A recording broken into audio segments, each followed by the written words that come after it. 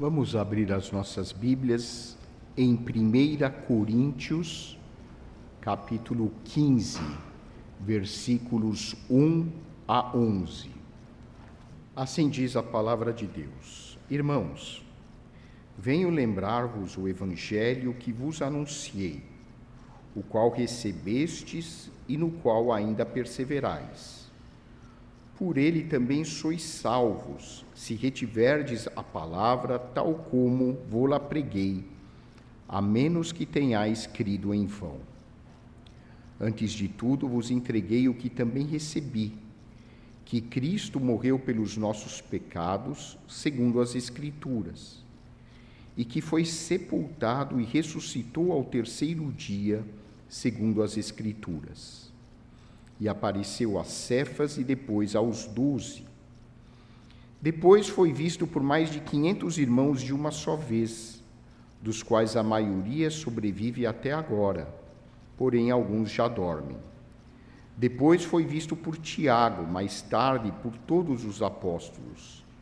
E afinal, depois de todos, foi visto também por mim, como por um nascido fora de tempo. Porque eu sou o menor dos apóstolos, que mesmo não sou digno de ser chamado apóstolo, pois persegui a igreja de Deus. Mas pela graça de Deus sou o que sou, e a sua graça que me foi concedida não se tornou vã. Antes, trabalhei muito mais do que todos eles, todavia não eu, mas a graça de Deus comigo. Portanto, seja eu ou sejam eles, assim pregamos e assim crestes. Oremos. Santo Deus, nosso Pai, nós te agradecemos pela Tua palavra. Pedimos que Tu a abençoes, Pai, e que possamos recebê-la profundamente em nossos corações, compreendendo a mensagem da Páscoa. Perdoa, Pai, os nossos pecados. Nós te pedimos agradecidos, em nome de Jesus. Amém. Hoje nós celebramos a data mais importante do cristianismo. Nós estamos aqui reunidos para refletir sobre a morte e a ressurreição de Cristo e festejar a vitória de Jesus sobre todo o mal, sobre a morte, sobre o pecado. Mas que sentido isso tem na prática para você e para mim? De que maneira a mensagem da Páscoa, que nós temos celebrado ano após ano, impacta o meu viver, impacta o seu viver?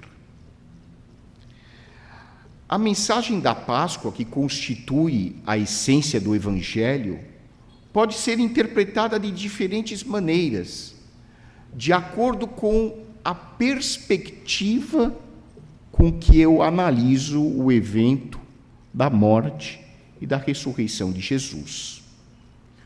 Porém, com certeza, a mensagem central deste evento, que nós chamamos Páscoa, é o ânimo, a fé, a esperança e a coragem para nós prosseguirmos a nossa jornada diária, que não é fácil. Em meio a um mundo decadente, em meio a uma cultura excessivamente materialista, que desvia o nosso foco daquilo que é espiritual, a mensagem da Páscoa nos nutre de esperança, nos nutre de fé e nos nutre com coragem para prosseguir, apesar de vivermos em um ambiente hostil, em um ambiente que é agressivo.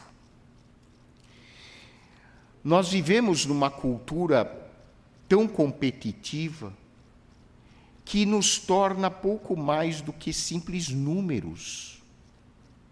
Você e eu somos pouco mais do que simples números na cultura moderna. Mas não para Deus. E essa é a mensagem da Páscoa.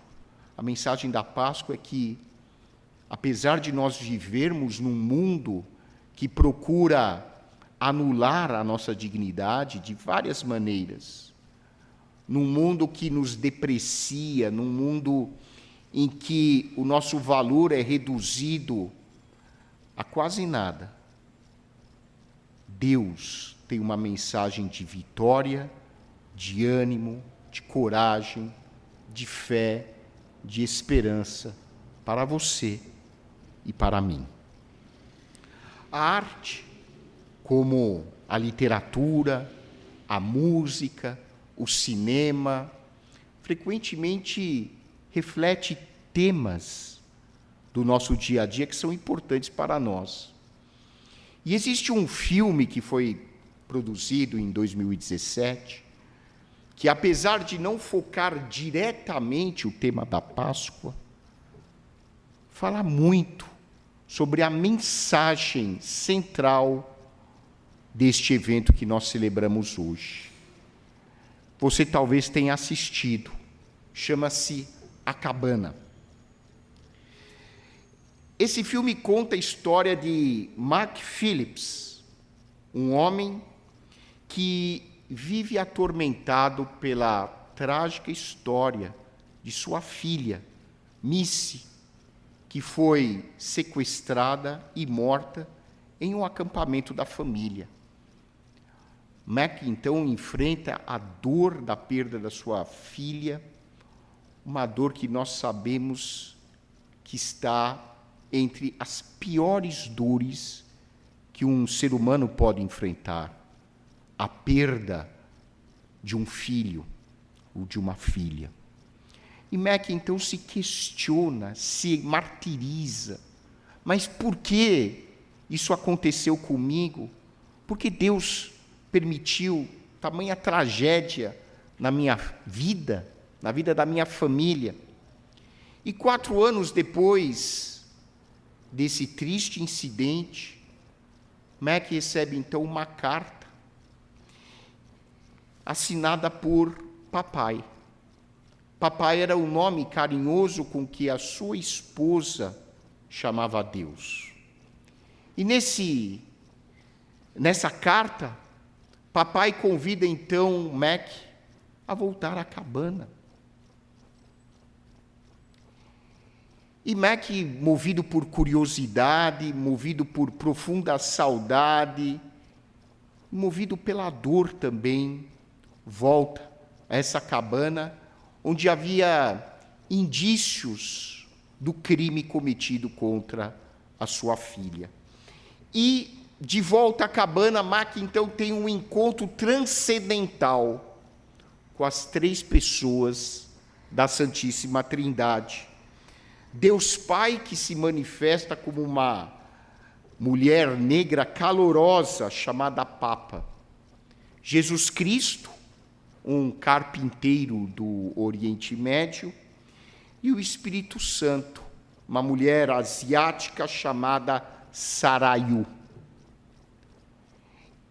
E essas 3 pessoas da Santíssima Trindade conversam, então, amorosamente, carinhosamente, afetuosamente com Mac. E o ajudam a confrontar a dor do seu sofrimento, a dor da morte da sua filha. Ajudam Mac a confrontar a raiva que ele estava vivendo, o seu conflito.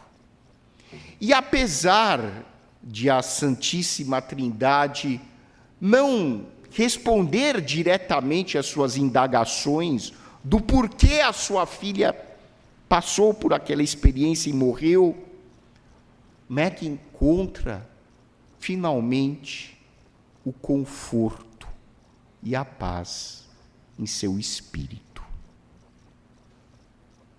Essa é a mensagem da Páscoa. Você e eu, ao longo da vida, somos confrontados diariamente com a dor da perda, com as frustrações dos nossos projetos, planos que não deram certo.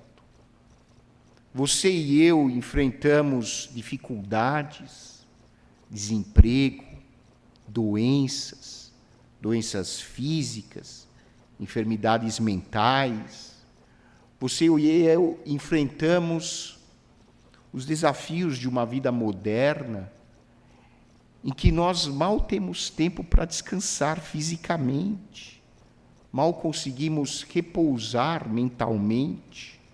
Às vezes nós pensamos que vamos enlouquecer. Você e eu passamos por tudo isso, mas a mensagem da Páscoa é que esse sofrimento que nós atravessamos é transitório, porque Cristo ressuscitou, porque o Filho de Deus venceu a morte. Jesus venceu todas as dificuldades que nós podemos enfrentar. E por isso, quando nós temos em mente essa perspectiva da Páscoa, de que na morte de Jesus nós nos deparamos com a nossa vulnerabilidade, com as nossas fraquezas, com as nossas deficiências, com as nossas imperfeições. Quando nós vemos Jesus pendurado na cruz, nós nos lembramos da dor que nós enfrentamos todos os dias. E Jesus na cruz se identifica com o ser humano oprimido, sofrido, muitas vezes marginalizado. Mas a mensagem da Páscoa não se encerra na cruz. Jesus ressuscita ao terceiro dia. E quando nós olhamos para Jesus ressuscitado, Deus nos lembra de que hoje você e eu estamos sofrendo. Mas esse sofrimento, além de ser temporário, ele tem um propósito. E nós vamos, então, vivenciar um sofrimento com uma perspectiva diferente, de que a vitória é nossa. E por isso Jesus disse aos seus discípulos: no mundo vocês vão passar por aflições, mas tem de bom ânimo. Eu venci o mundo. Essa é a mensagem da ressurreição de Jesus. Essa é a mensagem da Páscoa. Eu não sei qual o problema que você está vivendo hoje. Às vezes nós temos a mania de comparar problemas. Eu estou passando por isso, mas o meu irmão está passando por uma experiência muito pior. Ou o inverso, eu estou passando por uma experiência muito grave, enquanto meus irmãos parece que estão indo muito bem. Cada ser humano experimenta a sua dor. Não existe sofrimento maior ou menor. Existe a dor que nós estamos atravessando, que só nós podemos experimentar e saber como isso impacta as nossas vidas. Às vezes um problema que pode parecer pequeno ao outro, para você, naquele contexto de vida em que você se encontra, esse problema é muito impactante, é grave.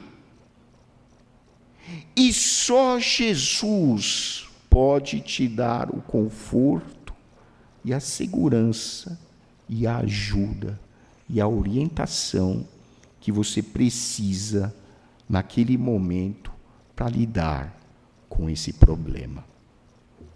Para os cristãos, a Páscoa é a celebração da vitória do amor e da justiça de Deus sobre todo o mal.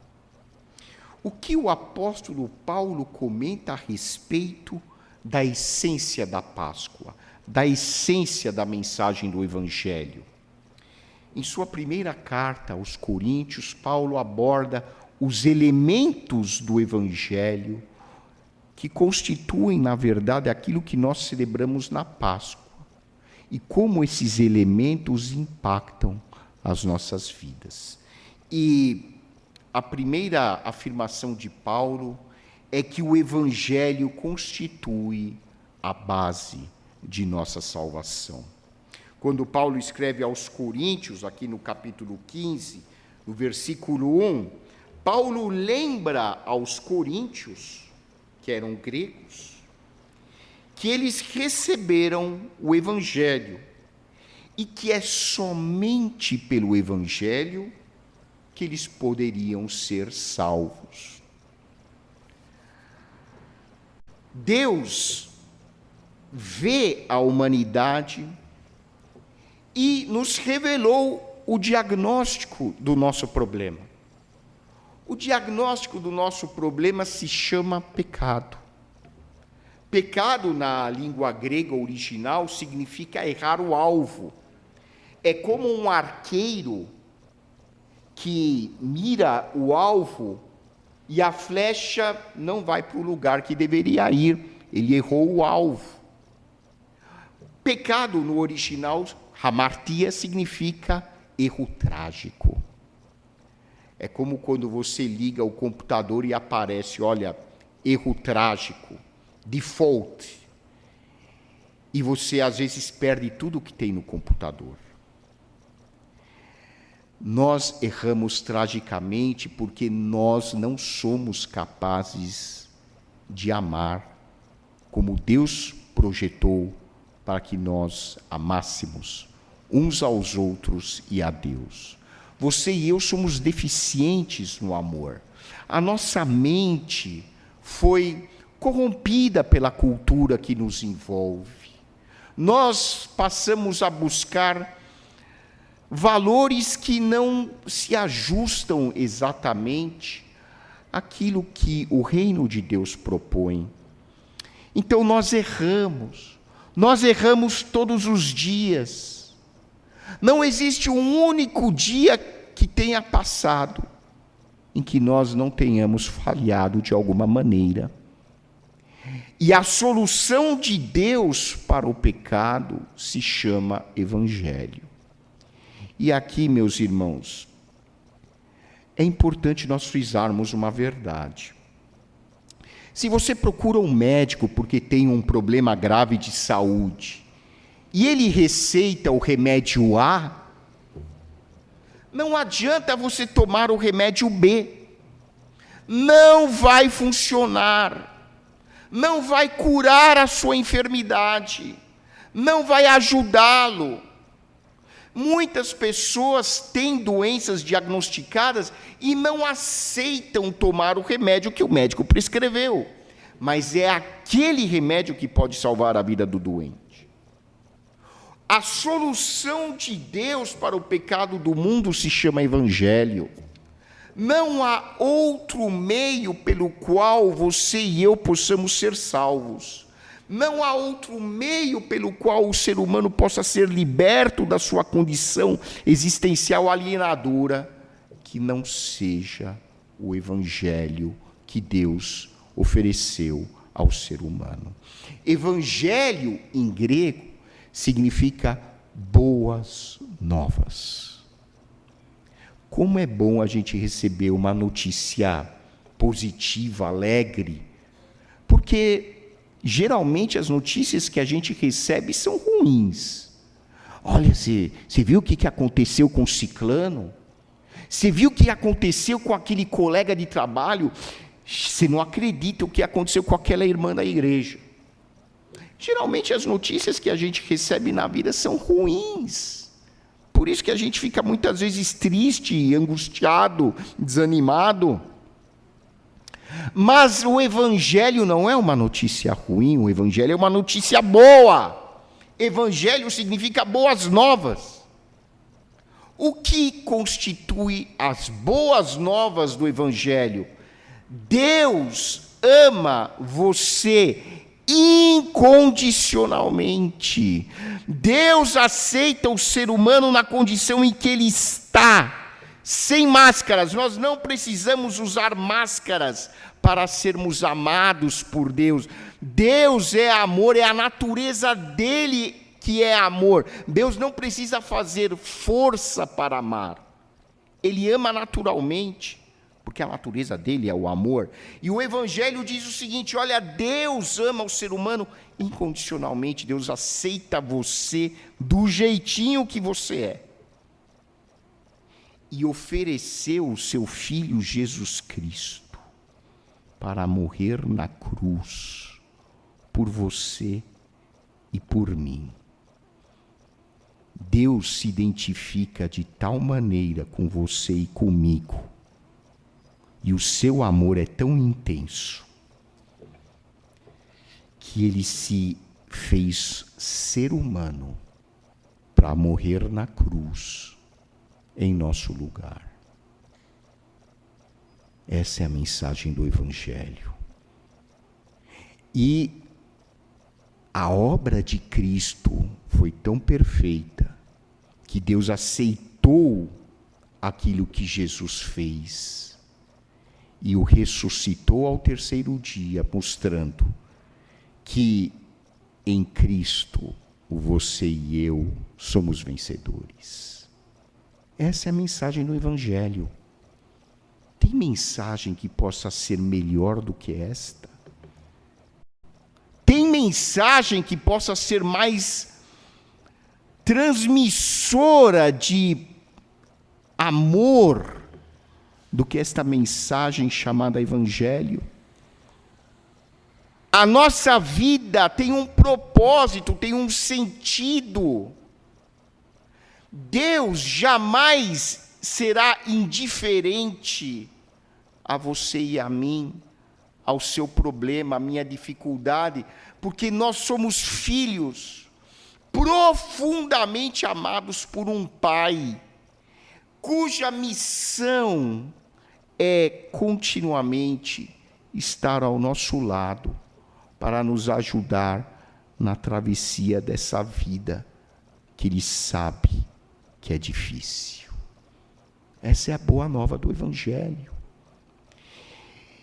Por isso que Paulo diz que a morte e a ressurreição de Cristo, que é o que nós festejamos hoje, são a essência dessas boas novas que nos salvam. E as boas novas se baseiam, de acordo com Paulo, na morte e na ressurreição de Cristo. Quando Cristo morre, ele se identifica com o ser humano mais oprimido e marginalizado que possa existir. Porque a morte na cruz, na época do Império Romano, era o maior símbolo de vergonha que um ser humano poderia passar. Não havia humilhação maior para um ser humano do que morrer na cruz. A pessoa morria nua, exposta totalmente. Era uma vergonha incalculável. E os romanos, na sua crueldade, crucificavam os inimigos do império, mostrando o quão perigoso era se colocar contra a cultura e as normas do império. O império simboliza o mundo que nós vivemos. O mundo não aprova uma cultura que valorize a humildade, que valorize o amor, que valorize a fraternidade, que valorize a solidariedade. Isso é coisa para gente fraca nos conceitos do mundo. Para a cultura do mundo, o que vale é a competição desenfreada. É eu ganhar levando você à falência. O que o mundo valoriza é a minha vitória, que se deve à sua derrota. Nós não podemos vencer todos juntos. A nossa cultura é individualista. E quando Jesus ensina o amor ao próximo, quando Jesus ensina que o verdadeiro amor a Deus deve se espelhar numa atitude de acolhimento para o próximo, especialmente quando esse próximo é um marginalizado, a cultura do mundo reprova esse tipo de ensino. E Jesus foi crucificado porque a sua mensagem foi considerada hedionda para os padrões do Império Romano. Mas quando Jesus ressuscita, Deus está dizendo ao mundo: vocês, com toda a sua cultura nefasta, negativa, materialista, esse sistema foi derrotado. E aquilo que o meu filho ensinou, esse padrão de vida, é que é realmente vitorioso. Então, tudo que nós vemos de errado no mundo, ontem mesmo eu ouvi que não vou mencionar nomes, mas um governante com grande poder disse: agora que é Páscoa, nós não vamos matar nenhum dos nossos inimigos. É uma trégua que dura 30 horas. Essa é a paz que o mundo oferece. Uma paz efêmera, superficial. E o outro governante disse: então tá bom, então nós também não vamos matar ninguém por 30 horas, porque estamos na Páscoa. Mas a verdadeira mensagem da Páscoa não se restringe a 30 horas. Jesus não morreu na cruz para que as pessoas tivessem paz por 30 horas. Jesus morreu na cruz e ressuscitou para que a humanidade pudesse desfrutar da verdadeira paz, que é para sempre, é eterna, e é uma paz que transforma a pessoa. E aqui vem o terceiro elemento do Evangelho. A Páscoa só tem sentido se a mensagem dela transformar as nossas vidas. Por isso que Paulo diz aos Coríntios: espero que vocês não tenham crido em vão, porque se vocês creram e suas vidas não foram transformadas, a sua fé não vale nada. A Páscoa só tem sentido na minha vida se ela me transformar, se ela mudar a minha visão de quem eu sou e de quem eu serei. A Páscoa só tem sentido se ela tirar o meu foco do meu ego e colocar o meu foco no amor ao próximo. Essa foi a mensagem de Jesus quando ele proclamou o reino de Deus. A Páscoa só tem sentido se eu me tornar uma pessoa que deseja um mundo onde as pessoas possam viver de uma maneira mais digna. A Páscoa só tem sentido na minha vida se ela me ajudar a ser uma pessoa empática, uma pessoa que consegue se colocar no lugar do outro e entender o que o outro está passando. A Páscoa só tem sentido na minha vida se ela despertar em mim a compaixão pelo meu semelhante, porque se os meus valores não mudarem, a Páscoa não vai passar de um momento em que eu vou comer um pouco mais de chocolate. Hoje, Deus nos convida para refletir sobre o sentido da Páscoa. Qual o impacto da Páscoa na sua vida? Qual o sentido da morte e da ressurreição de Jesus na minha vida? Que nós possamos ser cristãos que de fato foram e continuam sendo transformados pelo poder do Espírito Santo em nossos corações. Espírito Santo que foi enviado a você e a mim porque nós cremos de verdade na mensagem da morte e da ressurreição de Jesus. Que Deus nos abençoe.